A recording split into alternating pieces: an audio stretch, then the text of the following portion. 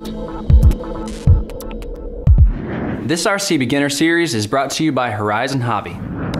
Hey, welcome to Flight Test. I'm Josh, and this is Josh. Hi. And this is episode 7 of our Beginner Series, and today we're talking about batteries. Yes, batteries are crazy important, and as we talked about at the end of episode 6, we're going to go into great detail on that, so it deserves a whole episode unto itself. Yeah, now we're not talking about double A's. No, or NiCads or anything like that. We're talking about lipos. Lipos. Because lipos are predominantly the most common battery you're going to find out there in the RC industry today. Right. So we're going to talk about main things like the number of cells.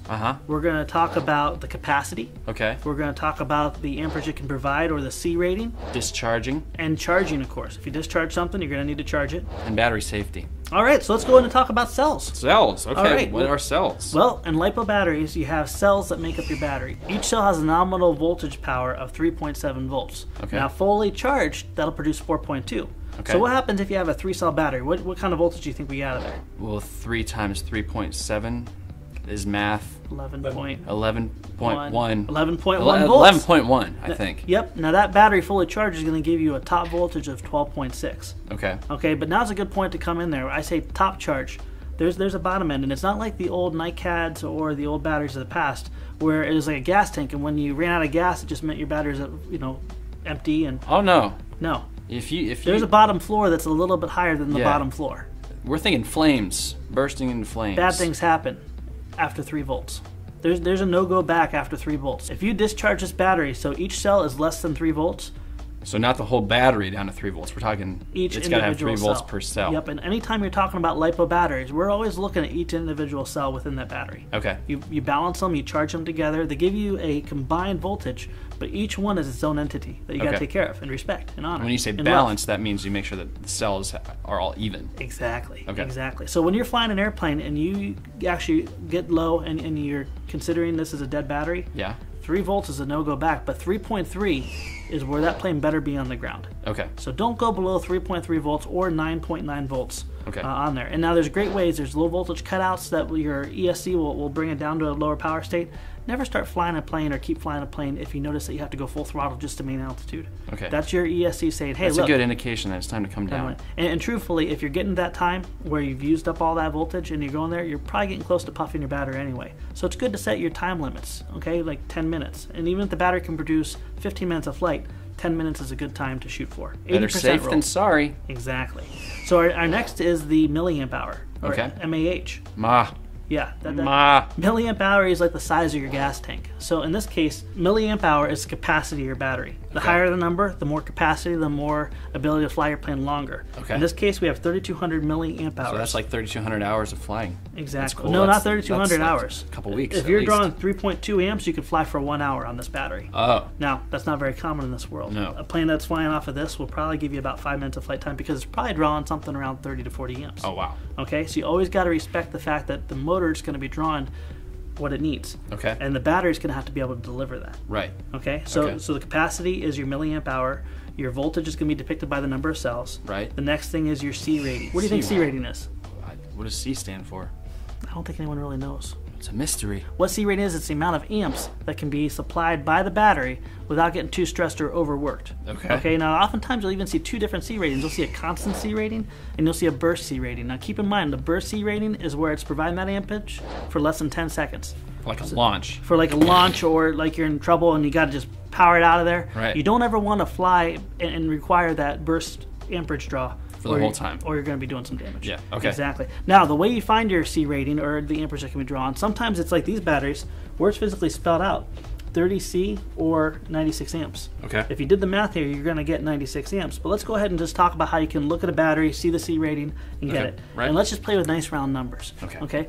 C rating requires off the information based off the capacity of the battery, but in amp hours, not milliamp hours, because milliamp hours is 1,000th of an hour. Okay. Yeah. So in this case, if you had a 1,000 milliamp battery, that's 1 amp hour battery.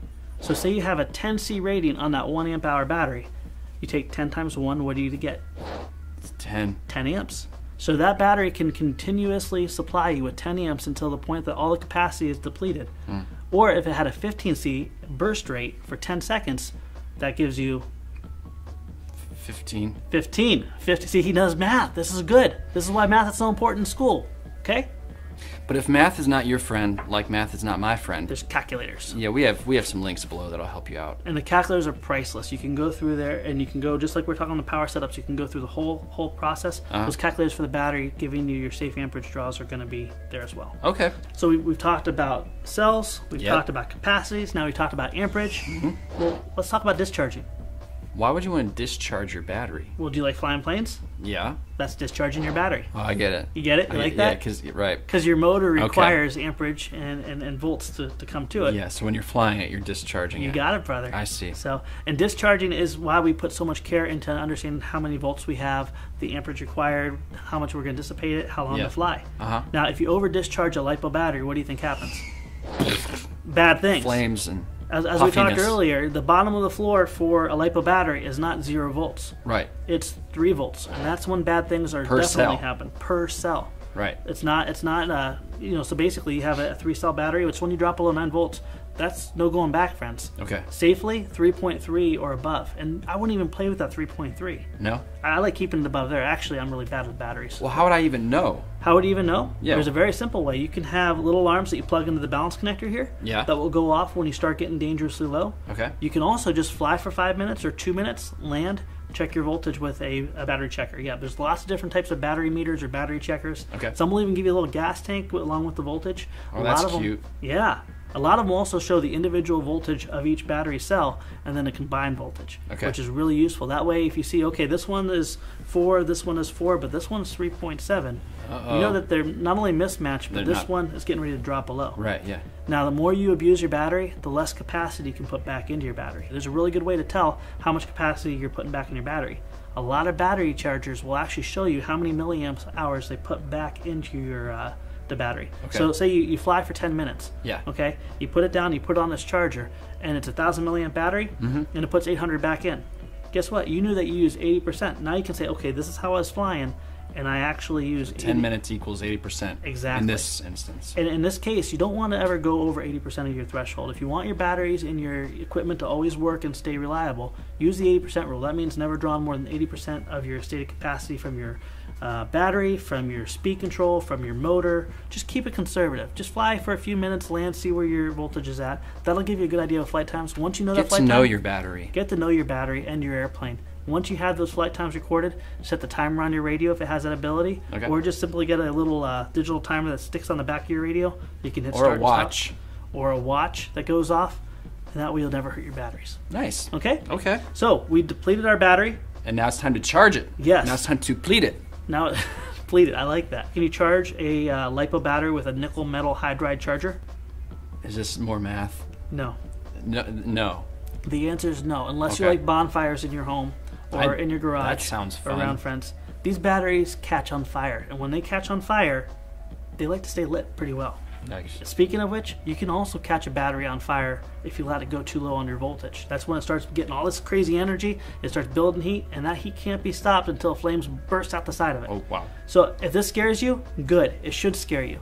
Never charge your battery irresponsible, never over deplete it, never put it around oily rags. But you know, we'll have a safety disclaimer at the end of this. Okay. Okay? So when you're charging your battery, you never want to charge your LiPo battery with a nickel metal hydride or a LiPo or any of these other chargers. You always want to make sure you have a LiPo charger with a LiPo battery. Now, different chargers can charge multiple types of battery, but you always want to make sure you select the proper battery to be charged. Okay. Okay, that goes backwards with nickel metal hydride. You want to charge it in nickel metal hydride mode. Okay. You know? All right. Okay. Always, you don't want to overcharge or charge too quickly. Just because this can deliver 10 Cs of... but I want to get back up into the air. I know you want to get back up in the air. So let's just use examples, okay? Okay. We've got a 1300 milliamp 3-cell. Okay. Yeah. First thing we're going to do is we're going to want to make sure we're charging on LiPo. The second thing we're going to want to do is we're going to want to make sure that we're charging for a 3-cell setting. Okay. Okay. The third thing we want to do is we want to charge safely at 1C. Now we're talking about how to calculate Cs. This is a 1300 milliamp battery. Yes. What is 1C of 1300 milliamp? 1.3. 1.3. There we go. 1.3. So this battery will charge in roughly 1 hour at 1.3 amps. Okay. So it's putting 1.3 amps back in there. Right. Okay. Now this battery could say can charge at 5C rating. That means you do a 5C calculation, but I wouldn't recommend doing that too often because the more aggressive, the more you abuse your batteries, the less capacity they hold. Less capacity means shorter flight times, less performance. You get the picture, right? Be kind to your batteries. Be good to your batteries. And they'll be good to you. Now, you probably noticed this extra little plug here, huh? Yeah, what is that? You were talking about individual cells earlier, weren't you? Uh-huh. This is what's going to be providing your voltage to your plane. Okay. This is your balance connector. Oh. If you see on your balance connector, if you have a 3-cell battery, you're going to have 4 wires.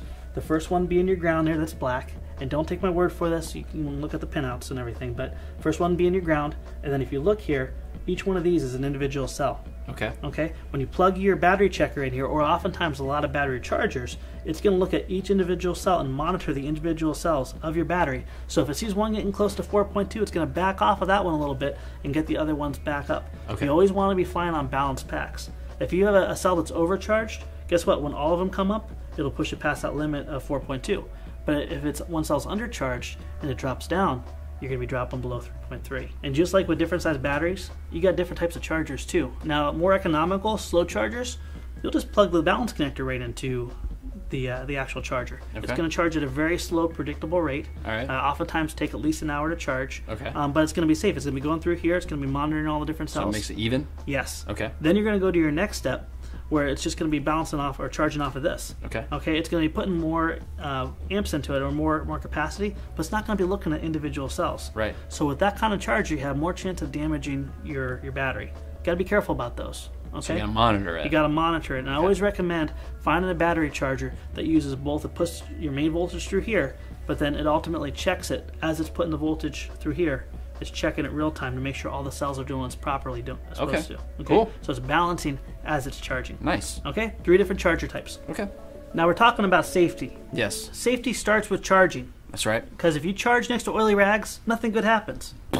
Yeah, that's bad stuff. Because if you have an explosion or you have your battery catch on fire, you don't want your battery anywhere close to someone's going to catch on fire. That's right. AKA your car motor. Wow. I know, that's kind of deep because we plug into our car batteries all the time. Yeah. But you know what that means? You babysit it. Okay. You sit next to it, and that way something bad happens, you have time to react. So there are safety precautions. There are a lot of safety precautions. One of the first ones is that if you have a dented or say if it's puffy or puffy, abnormal looking, if it doesn't look like a stock pretty battery, say you crash and there's a big old dent in there, and you see some foil. You know what?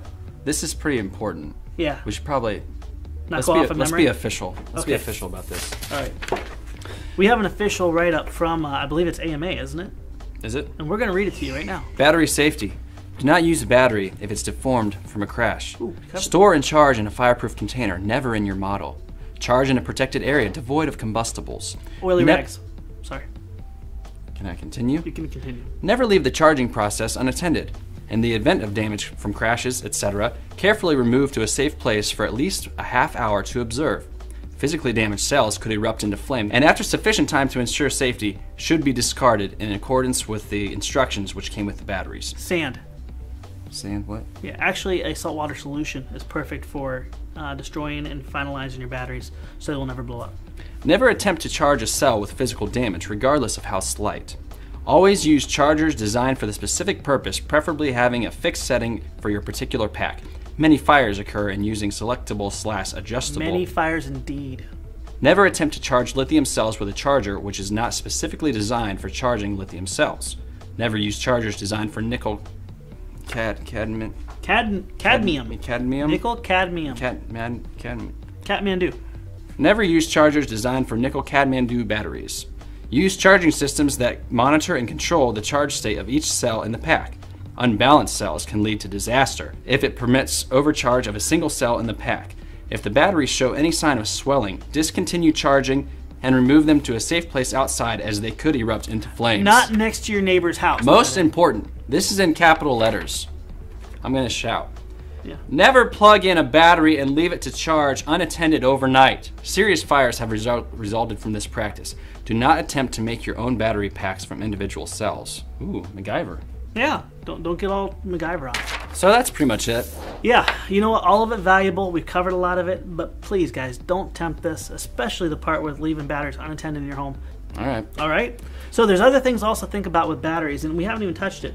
Every battery has a unique connector. Different manufacturers use different connectors. Right. Now, this is Horizon's main form of connector. It's called an EC3. Right. But other people may use connectors such as Dean's connectors, XT60s, JSTs, all sorts of weird ones. You can't plug an EC3 into an XT60 or a JST. So you got to look at your plane and see what it requires. You got to look at your plane and see what it requires. And if some people have favorite connectors, you know, you can always change those over and put your favorite connector or an adapter as well too. Okay. Always check the manufacturer's recommendations for your battery. Oftentimes manufacturers use the battery to balance out your plane. So it's not just as simple as, hey, I want to fly twice as long, I'm going to put a 2200 in it. You may get a really poor per flying plane because it's terribly nose heavy or tail heavy, depending on where your battery is. But if you don't have the manufacturer recommendations, you can check online. A lot of amazing forums out there that'll give you also their reviews on people's batteries, the qualities of it. But also, people may say, hey, you know what? This plane flies amazing on a 3,000 milliamp battery. It balances even better, and I'm getting longer flight time. So check the forums. Flight Test has a great forum too. Just internet search it, find out what other people have learned, and apply it. So what about going big, like bigger battery? What does that do for you? Bigger battery gives you longer flight times, but it also requires more weight to be lifted. More weight requires more throttle. More throttle takes away your efficiency. Oh, so there's a little bit to think about. So sometimes flying a bigger battery may not give you any better flight performance at all. Okay. All right, well, let's sum it up. Recap time. Okay. Batteries are made up of cells. Cells, especially LiPo. This is all about LiPo. Each cell carries a nominal value of 3.7, so on a 3-cell battery, the nominal value would be 11.1. 11.1. Now, fully charged, each cell will produce 4.2 volts. Right. Or carry 4.2 volts in it. So a 3-cell battery will then be fully charged at 12.6. He's good at math. A fully discharged battery, is it 0? No. No. No. No, it is not.